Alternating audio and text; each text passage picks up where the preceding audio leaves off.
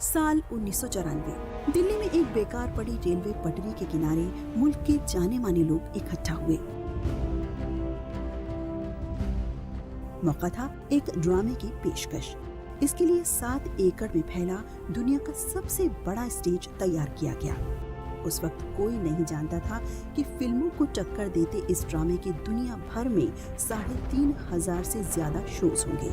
Stage के theatre के मायनों को टक्कर देता ये था drama the legend of Ram. Larger than life theatre का सिलसिला आगे भी जारी रहा। करगिल की जंग को स्टेज पर उतार लाना ख्वाबों से आगे का मसला मालूम होता है, मगर इसे कर दिखाया आमिर रजा हुसैन ने। मुल्क के जाने माने थिएटर ग्रुप स्टेज डोर के क्रिएटिव डायरेक्टर हैं आमिर रजा हुसैन। 120 ड्रामों की हिदायतकारी, 110 ड्रामों में अदाकारी और 12 ड्रामे लिखने के बाद आमिर रजा हुसैन आज है हमारे रूबरू। कभी कभी मुझे ऐसा लगता है आमिर कि आप सुभाष घाई हैं, राज कपूर हैं, अरे थिएटर के ये क्या है, ये ग्रैंडियर कहाँ से? सईद भाई आपकी ज़रा नवाजी है। थिएटर में हमेशा मैंने ये कोशिश की है कि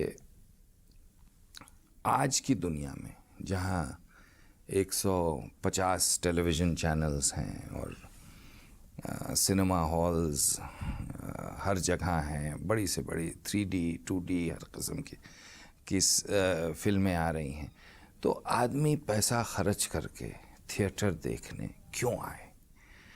unless we can offer him something, एक ऐसी एक्सपीरियंस हो जो उसे सिनेमा में ना मिले, जो उसे घर बैठे टेलीविज़न में फ्री में ना मिले।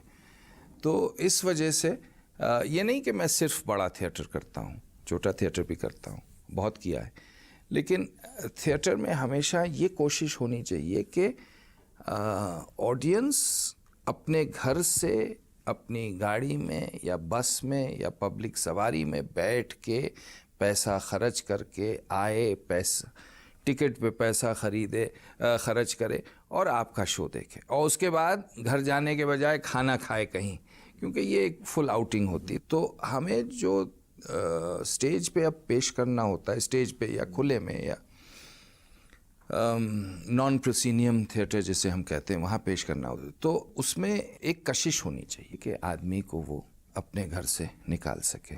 दो पहलू हैं जी। कशिश हो, आपके एक्टिंग पे हो, आपके डायलॉग में हो, आपके मकालमे में हो, या ये कि आपका इतना बड़ा सेट हो कि वो बिल्कुल ओवरवेल्म कर दे इवेंट को। अब वो उसमें या नहीं होता, उसमें एक्टिंग में भी हो, मकालमे में भी हो, स्क्रिप्ट में भी हो, एक्टिंग एबिलिटी में भी हो।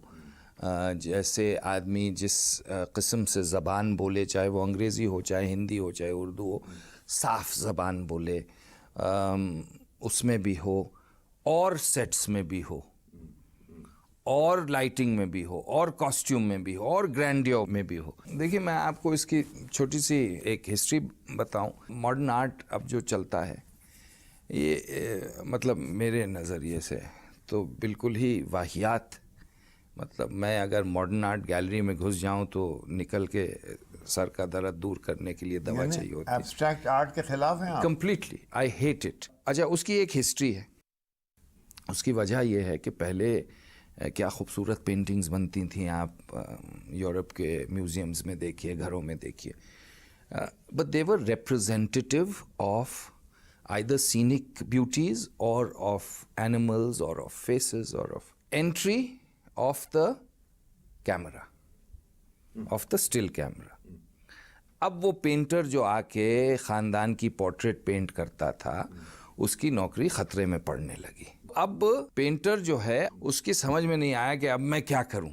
अब ये मुझसे तो बेहतर कैमरा है, तो हर एंगल ले लेता है, और मुझसे मेरा अगर 10 रुपए का खर्चा है तो ये 10 पैसे का खर्चा है। So he went into modern art and he yet hasn't been able to get out of this crisis of identity. तो यानी पिकासो ने ग्वेर्निका इसलिए बनाई और ग्वेर्निका के अंदर ये सब क्योंकि उन्होंने कैमरे के डर के मारे कार्तिक ब्रसों ने तस्वीर ले ली। यार देखो भाई, देखिए ये मेरी थियरी है। हाँ। और उस पर मुझे बहुत लोग बुरा कहते हैं। बहरहाल मेरी एक ये नाक़िस सी सैयद मोहम्मद जाफरी जो कि मज़ाहिया तंजिया शायर जी। थे और बड़े अच्छे शायर थे, वो एब्स्ट्रैक्ट आर्ट की एग्जीबिशन में गए। जी कहने लगे कि एक तस्वीर को देखा जो कमाले फन थी। जी भैंस के जिस्म पे एक ऊंट की सी गर्दन थी। वाह। नक्शे माशूक हाँ। मुसव्विर ने सजा रखा था। मुझसे पूछो तो सुराही पे घड़ा रखा था। देखिए अब ये मजाक है। हुसैन और रजा और पिकासो जी। और दाली जी। और ये सब जनाब आली तमंचे लेके आ जाएंगे और आपको भून देंगे हुजूर। जी जी जी मैं I am aware of this और मैं इसलिए कम कहता हूँ। अब आया मूवी कैमरा। तो मूवी कैमरा ने थिएटर को, जो थिएटर उस ज़माने में था, उसको इरेलेवेंट कर दिया, क्योंकि थिएटर जो सेट बदलता था। अब सिनेमा जो है वो स्विट्ज़रलैंड से न्यूयॉर्क और न्यूयॉर्क से London with in a second आपको घुमा देता था। जहाज़ में भी जा रहे हैं, पानी के जहाज़ में भी जा रहे हैं, रेल में भी जा रहे हैं, तो वो सफ़र भी हो रहा है। और so you started getting theatre of the absurd. So you started getting people like Brecht, people who started writing shows of mental asylum. मुझे याद है कि there were shows where they would take you into a basement, कुछ war के shows थे, तो ushers would be dressed like soldiers and they would push you and shove you as if you were prisoners of war going. मतलब एक वो बहरहाल they were trying to add excitement into theatre so that it could compete with cinema. But वो theatre of the absurd thankfully sink कर गया। तो उस वक्त ये हुआ कि the person who led this, he was a big producer in New York. उसने शेक्सपियर की एक प्ले है एंटनी एंड क्लियोपैट्रा, वो किया न्यूयॉर्क में, and he spent a lot of money. तो वो इन्होंने स्टेज पे दिखाया और स्टेज पे इन्होंने वो कुछ बंदर और लेपर्ड्स और क्या एंड 300 एक्स्ट्रास एंड डांसर्स और ये वो करके, and in an attempt to revive theatre. But it was done within a proscenium stage, within a stage in New York, and this was also Broadway पे जाहिर है. Broadway पे, yeah, this was around about the 1930s. तो उससे लोगों को, it was a huge success, it ran for years and years. तो उससे थिएटर वालों को, थिएटर के प्रोड्यूसर्स को हुई जी ज़रा सा ये हुआ कि भाई हाँ कुछ हो सकता है. अब वो that has taken the shape in the West, primarily in London, of musicals.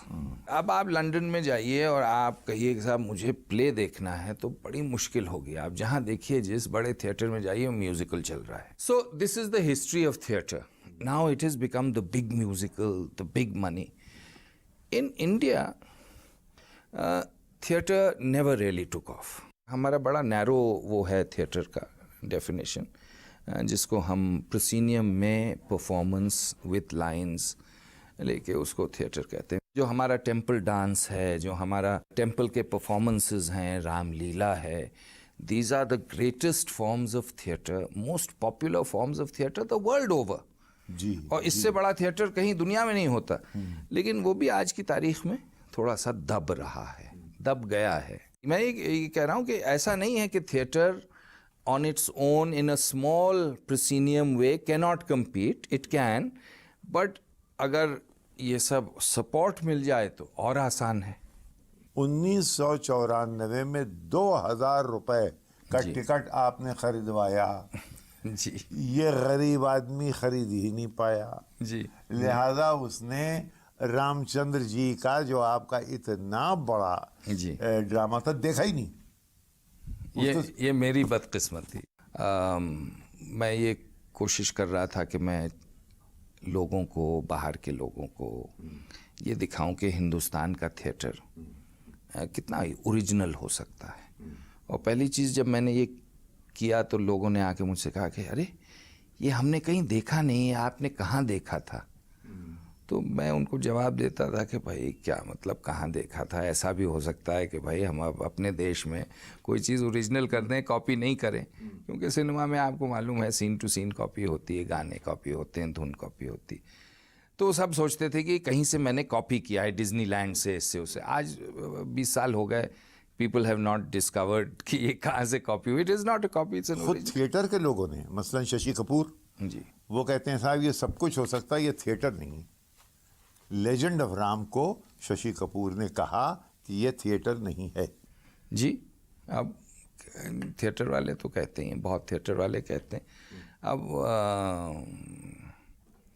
Hindustan का सबसे बड़ा थिएटर इवेंट था, अब आप उसको माने ना माने, इसमें मैं क्या कर सकता हूँ। 70,000 आदमियों ने उस प्ले को देखा है दिल्ली बम्बई में। 70,000 आदमी ने, कोई ऐसा थिएटर आज तक नहीं है जो देखा हो। एंड जैसे आप फरमा रहे थे अभी कि 2,000 रुपये का टिकट था, तो अब जो भी था। अगर आपने इतने बड़े स्टेज बना ही लिया था, ऐसा सेट बन ही गया था, तो वो एक इन परपेचुइटी क्यों ना हुआ? और वो होना चाहिए था, और ख़ास तौर से दिल्ली जैसे शहर में जहाँ इतने टूरिस्ट आते हैं रोज़ शाम को। उनके even offered to the ministry of culture, भाई आप टेक ओवर कर लीजिए इसको, ये हमारी मेहनत है, आप इसको टेक ओवर करिए, हम तो इसको डिस्ट्रॉय कर देंगे 6 महीने में। नथिंग। किसी एक को विजन ये होना चाहिए कि भाई ये एक टूरिस्ट अट्रैक्शन हो सकता है, टूरिज्म के लिए उससे अटैच रेस्टोरेंट्स हों।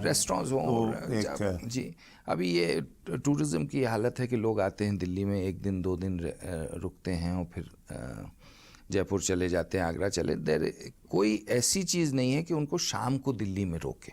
योग जकार्ता में मंदिरों के शिखरा के नीचे रामायण 37 साल से जी चल रही है। 120 लोगों का ट्रूप, जो कि 5 वक्त की नमाज पढ़ने वाले मुसलमान हैं, वो जनाब अली रामायण करते हैं, कर रहे हैं, आज होगी। अरे भाई, इतना बड़ा प्ले आपने बनाया था, क्या रिवाइव नहीं हो सकता? रिवाइव तो हो ही सकता है, लेकिन there needs to be a stronger effort than a single man. It needs a greater effort than mine to bring it into a perpetual kind of situation. आम आदमी के लिए थिएटर आपका फिर न हो पाएगा। इसका मतलब ये है ये आपका थिएटर जो है, बाहर से टूरिस्ट आए, डॉलर्स जिनके पास हों, या ये कि अशराफ के लिए, जिसको कि हमारे सर सैयद ने कहा था ये अशराफ के लिए है जी। ये हम गरीबों के लिए नहीं। जी नहीं है। नहीं है। ऐसा थिएटर किया जाए कि जो ज्यादा एक्सेसिबल हो। जी करते हैं लोग, बहुत लोग करते हैं। आप क्यों नहीं करते? मैं इसलिए नहीं करता क्योंकि मेरा मुझे मिजाज अलग है। जी नहीं, मिजाज अलग नहीं।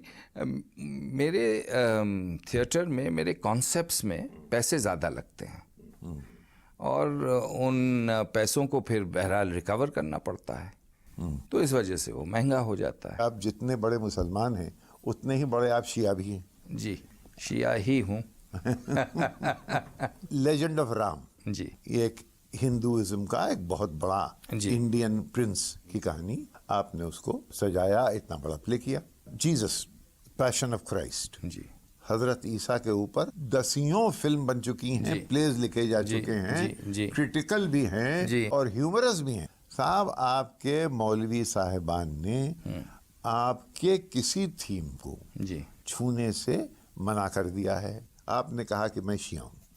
अब वाक़या करबला तो सिर्फ शियों का नहीं है, इतना बड़ा ड्रामा है वो। आपने अपने आप को उससे महरूम क्यों कर रखा? डर लगता है। डर क्यों? मुझे देखिए, लेजेंड ऑफ राम मेरे लिए एक कल्चर के, मेरे बैकग्राउंड का एक बहुत ज़रूरी हिस्सा है। उसको एड्रेस करने में मुझे कोई परेशानी नहीं थी। करबला जो है वो एक बैकग्राउंड का हिस्सा नहीं है, वो एक मज़हब का भी हिस्सा नहीं है, वो एक बड़ा ही डीप रूटेड मेरे एक ज़िंदगी का, इमोशन का, एक मेरे मैं क्या बताऊं कि एक मेरे it is attach to me with डर लगता है। बहुत डर लगता है, बेहद डर लगता है। और इस हद तक डर लगता है कि मैं तो जब पढ़ता हूँ तो डरता हूँ और रोता हूँ, तो उस पर लिखूँगा क्या और करूँगा क्या। तो मैं ये नहीं समझता कि मेरे अंदर ये सलाहियत आज है या 10 साल बाद होगी कि मैं कुछ भी आप अपने आंसुओं को रोक ना पाएंगे, ये इस बात का। आंसुओं को तो खैर बहरहाल नहीं रोक पाएंगे, लेकिन मुझे ये नहीं लगता कि मेरे कलम में ऐसी सलाहियत है, ना कभी आ आपको सके। मालूम है कि अनीस ने जब ये मरसिए लिखना शुरू करता है वो, तो पहले वो दुआ मांगता है अल्लाह से कि मेरे अंदर जी, वो वो ताकत पढ़ा दे हुआ है दे मेरा। ताकि मैं ये कर सकूं।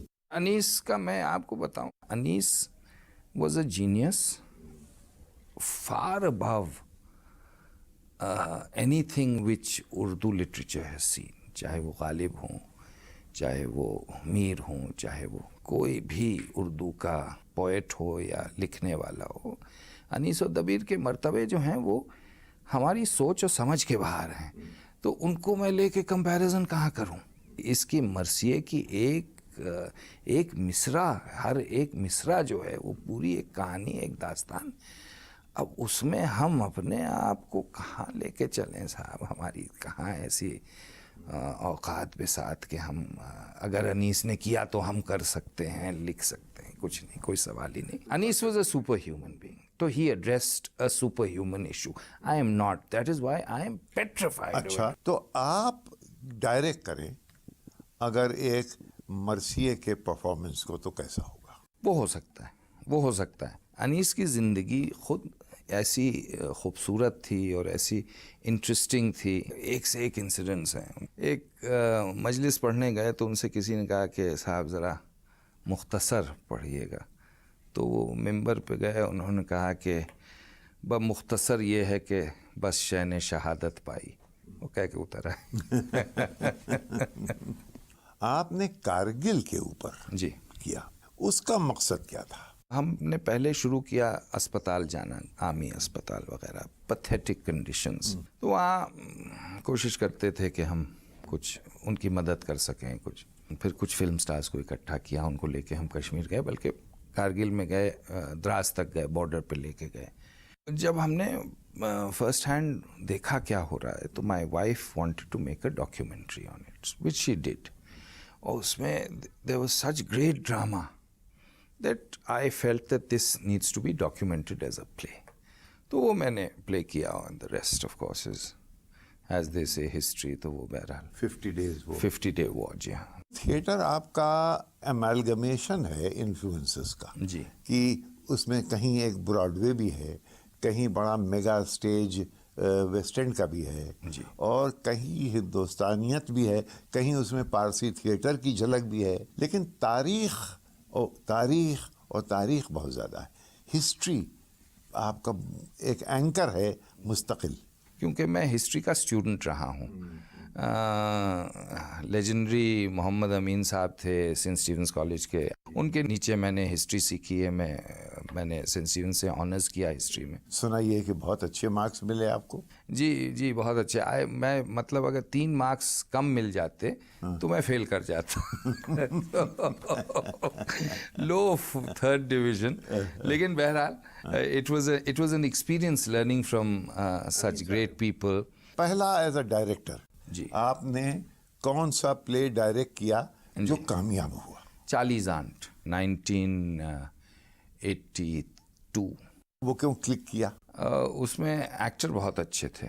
कौन? और हमारे जो उस्ताद थे, हमारे जो गुरु थे, Marcus Murch, he was playing the lead role. उन्होंने मुझे अपॉर्चुनिटी दी थी डायरेक्ट करने की, तो क्योंकि he was playing the lead role तो वो बहुत कामयाब रहा शो। उस कामयाबी में मेरा कितना हाथ था मुझे आज तक नहीं मालूम, लेकिन बहरहाल मार्कस का बहुत बड़ा हाथ था, because he actually carried the show. Marcus ने मुझे थिएटर के बेसिक्स हैं वो सिखाए, 2-4 चीज़ें ऐसी सिखाई जो आज तक मेरे काम आती हैं, जो मैं लोगों को सिखाता हूँ। एक मसलन एक कोई गुर? टाइमिंग की क्या इम्पोर्टेंस थिएटर में है। मसलन अगर खूबसूरत सी लाइन है तो उसको, ये फिल्मों में भी होता है, तो उसको धीरे धीरे अपना उसको चबा चबा के, कॉमेडी की टाइमिंग, कहाँ रुको तो लाफ मिले और लाफ को कहाँ रोको कि अगली लाफ मिले। अब ये होता है कॉमेडी में, कोई लाफ लाइन आई, एक्टर ने सोचा कि अरे लोग हंस रहे हैं तो अब उनको हंसने दो। बेसिकली हमारे यहाँ हम ये सिखाते हैं और हमने ये सीखा है कि लाफ जब अपने उरूज से बस उतर रही हो उसको काटो और लोगों को हंसने मत दो, तो उनकी एक चाहत रहेगी हंसने की, तो वो अगली लाइन पे अगर वो हल्की ही क्यों ना हो उस पे हंसने लगेंगे। आपकी मुलाकात ये विराट तलवार से कहाँ बहुत हुई? बाद में, वही प्ले में हुई। ये आई थी हमारे साथ थिएटर करने, वही मुलाकात हुई। बिजलियां दौड़ गई जी जी जी, दोनों तरफ जी, दोनों तरफ थी आग बराबर लगी हुई। हैं? विराट डायरेक्ट भी करती हैं मेरे साथ, एक्टिंग तो करती हैं, आपने तो देखा जी ही है। जी जी, बहुत उम्दा। Unlike many husband and wife जोड़ीज जो जहाँ एक टैलेंटेड होता है और दूसरा शेरवानी की पिछवाड़ा पकड़ के बढ़ता है, यहाँ बराबर का बटा हुआ है। अगर ऐसा है तो फिर आप दोनों में इतनी लड़ाई क्यों होती? लड़ाई नहीं होती। लड़ाई देखिए, अब वो ये है कि जब दो आदमी डायरेक्ट करते हैं एक चीज़ को, देखो तो आप हमारे ट्रैप में आ गए, मुझे कुछ नहीं मालूम कि लड़ाई होती है कि नहीं होती। मैं समझ मैंने रहा एक था। ऐसे ही फेंकी और आप जनाब संजीदा हो गए। नहीं, वो ऐसा है कि देखिए हमारा डिफरेंस रहता है often on how to treat a subject, लेकिन जो finally what we want to achieve is the same. So there is sometimes a difference in the methodology कि इस रास्ते से चलें या इस रास्ते से चलें, तो वो चलता है। आपका थिएटर जो है जी, एक तो वो उसमें एंग्लो इंडिया का बहुत बड़ा असर है, यानी एक कॉलोनियल पीरियड, कॉलोनियल रास्ते से जो विलायती प्लेस यहाँ आए उनको आपने अडेप्ट किया। इंडिजिनस थिएटर, मसलन मैं ये कहूँ कि आप साहब कालिदास को ले, वो आपको बहुत बोर करेगा। कालिदास का थिएटर, अवध के ज़माने का थिएटर, वाजिद अली शाह का theatre, these are pieces of literature. ये परफॉर्मेंस के लिए नहीं है, तो इनका आपको पढ़ने में तो ये तो शेक्सपियर के लिए भी कह सकते हैं। नहीं, शेक्सपियर के लिए आप नहीं कह सकते, क्योंकि शेक्सपियर लिखा गया है परफॉर्मेंस के लिए। आपको स्टाइल ना आती हो, इंदर सभा बिल्कुल परफॉर्मेंस के लिए नहीं है। एक जो थिएटर का ग्राफ है, एक जो थिएटर का स्टाइल होता है, एक जो थिएटर की नेसेसिटी होती है कि उसकी शुरुआत कैसी हो, उसका मिडल कैसा हो, उसका एंड कैसा हो, वो सब इन प्लेज में नहीं है। एज अ रिजल्ट बहुत ज़्यादा उम्मीद है कि आप इनको परफॉर्म करके, चाहे जितने अच्छे आर्टिस्ट आप लें, जितने अच्छे एक्टर्स लें, आप ऑडियंस को रुला सकते हैं। मतलब रुला सकते हैं आउट ऑफ बॉर्डम, क्योंकि ये लिखे गए हैं as pieces of literature, not as pieces of theatre. हमारे यहाँ जो थिएटर था वो मंदिर का थिएटर था, limited with in the temple. फिर अंग्रेज़ों के आने के बाद कलकत्ता में थिएटर शुरू हुआ। ये जो आप एंग्लो इंडियन थिएटर कह रहे हैं, ये कलकत्ता में शुरू हुआ। इंग्लिश थिएटर शुरू हुआ, उसमें फिर एक एक करके गुलामों ने, थिएटर इन जी जी शिमला, जी जी, तो वो गुलामों की सरहद से बाहर था, लेकिन धीरे धीरे 1960 तक गुलामाना नहीं लगता था जी। लेकिन अब लगने लगा। आपकी बातों से हुजूर अनवर मैं इस नतीजे पे धीरे धीरे पहुंच रहा हूं जी कि थिएटर एक शौक की चीज़ है, वरना इसमें रोटी रोज़ी हुक्का पानी चिलम उसका कोई सरोकार नहीं है। कोई थिएटर वाला थिएटर करके अपने बच्चों को नहीं पाल सकता, उनको स्कूल नहीं भेज सकता। प्राइमरीली जो आप फरमा रहे हैं बिल्कुल सही फरमा रहे हैं, वो चेंज हो रहा है। कब होगा भैया? अब ये हमारी जिंदगी 21वीं तक हो सदी तो आ गई है, सुना जी जी सुना जा रहा है कि 21वीं सदी आ चल गई। रही है साहब। देखिए, जिंदगी मौत का कुछ भरोसा नहीं, लेकिन मुझे लगता है कि हमारी आपकी जिंदगी तक ये चेंज आ जाएगा। और थिएटर जो है सड़क सड़क होगा और गली गली जनाब नहीं अली। नहीं नहीं, नहीं। गली गली सड़क सड़क नहीं होगा। गली गली सड़क सड़क तो होता ही है, और ज़्यादातर जो थिएटर होता है वो इसी काबिल है कि गली गली सड़क सड़क हो। लेकिन ये बदलाव ज़रूर आएगा कि थिएटर अपने पैरों पे खड़ा हो सके। बग़ैर स्पॉन्सरशिप के खड़ा हो सके और एक फाइनेंशियली वायबल ऑप्शन बन सके। लोग थिएटर से सिनेमा में अक्सर चले जाते हैं जी जी। और लोग एग्जाम्पल दिया करते हैं, नसीरुद्दीन शाह का मसलन। अब ये सुना जा रहा है, खबर है उड़ती उड़ती ज़ुबानी तयूर की कि आमिर रज़ा हुसैन किसी अपने छरहरे बदन को लेके एक रोमांटिक रोल करने के लिए बम्बई जा रहे हैं। जी नहीं, वो ये मुबालगा है कि सच है? नहीं, एक रोल किया है मैंने, वो बहरहाल फिल्म आ रही है इसकी, अनिल कपूर प्रोडक्शंस की, सोनम है वो, उसमें खूबसूरत जी हाँ। जी, तो उसमें एक रोल किया।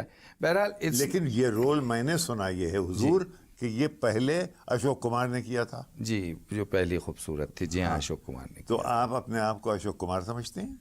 नहीं, मैं तो कुछ नहीं समझता हूँ, मैं तो अपना बिल्कुल अपने आप को एक थिएटर पर्सन समझता हूँ, थिएटर पर्सन रहूँगा। लेकिन फिल्म बनाने का शौक नहीं हुआ? जी नहीं, नहीं, मुझे I am very happy as असल में आपके अंदर एक कोई क्लास मामला है। मसलन इंडियन पीपल्स थिएटर वगैरह जो है उसको आप हिकारत की नज़र से देखते हैं।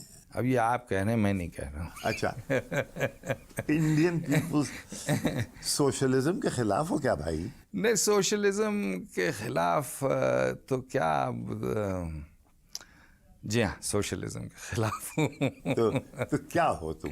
बस फ्यूडल हो, बिगड़े हुए फ्यूडल हो। बिल्कुल बिल्कुल बिल्कुल। यानी वो नवाबी जो न रही, नवाबी मतलब घर के बाहर तो न रही, अब जहाँ चल जाती है चला लेते हैं, जहाँ नहीं चलती खामोश हो जाते हैं। बस यही है, शराफत का तकाजा तो यही है कि भाई कोशिश करो, जहाँ नहीं चले खामोश हो जाओ, अपनी गाड़ी में बैठ जाओ। एक दूसरा तरीका ये भी हो सकता है कि नई रियलिटी से एडजस्ट किया जाए। उम्र गुजर गई, अब बच्चे एडजस्ट करेंगे। ये तो आपने बिल्कुल यहाँ जने के एक प्ले में वो कहता है कि and as for living my servants will take care of that. Thank you very much.